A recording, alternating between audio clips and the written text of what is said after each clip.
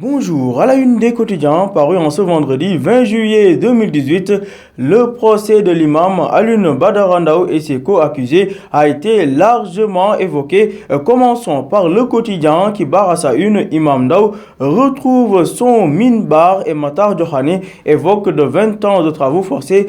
Pour le Témoin quotidien concernant le procès des djihadistes présumés, la poire terroriste a été coupée en deux avec un imam acquitté d'une part et d'autre part 20 ans de travaux forcés pour Matar Diokhane, sans oublier les diverses fortunes pour les autres 13 djihadistes qui ont été condamnés à des peines allant de 5 à 20 ans de prison, renseigne le Témoin quotidien. Désormais, l'imam Ndao est libre comme l'air après plus de 3 ans de détention pour apologie du terrorisme. À la une du journal Enquête, on tire les leçons d'un procès, en l'occurrence celui de l'imam Alioune Badara Ndao et compagnie. Après 32 mois d'incarcération, le religieux a été finalement acquitté. D'ailleurs, l'imam s'est prononcé dans le journal Enquête en ces termes: que Dieu préserve notre foi, l'avenir nous réserve beaucoup de surprises.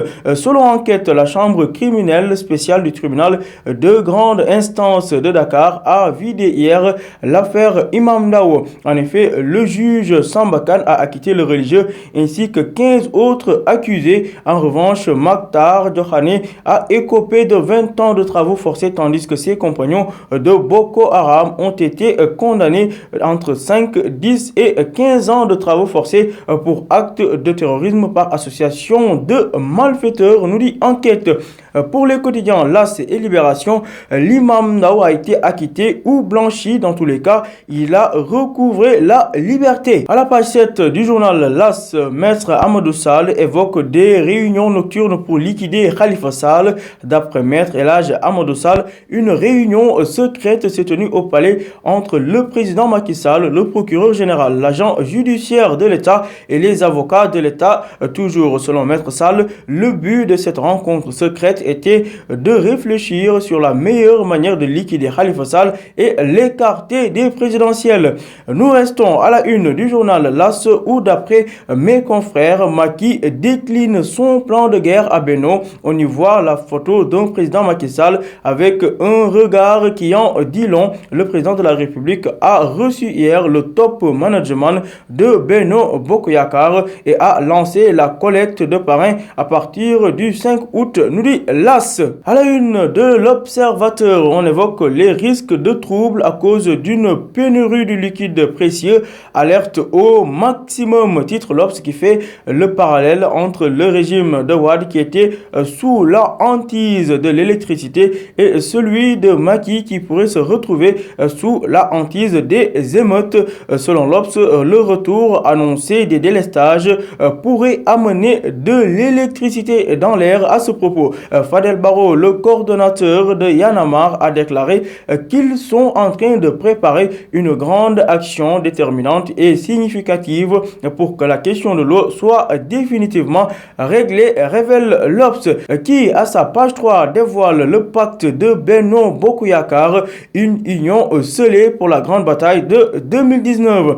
À la une de Libération, sale temps pour les deux pyromanes Mamadou Moustapha Diakhaté et Pape Amadou Seck, placés sous mandat de dépôt hier, renseigne Libération, qui précise qu'ils ont été écroués par le doyen des juges pour outrage envers un ministre du culte et insulte commis par le biais d'un système informatique. Les détails à lire page 5 de Libération. À la page 10 du quotidien, la coopération Sénégal-Chine est passé à la loupe. Le président chinois qui prône une nouvelle forme de coopération entre les deux pays. À la page 2 du journal Enquête, le décès de Pape Sarr au commissariat de Thiaroye fait polémique.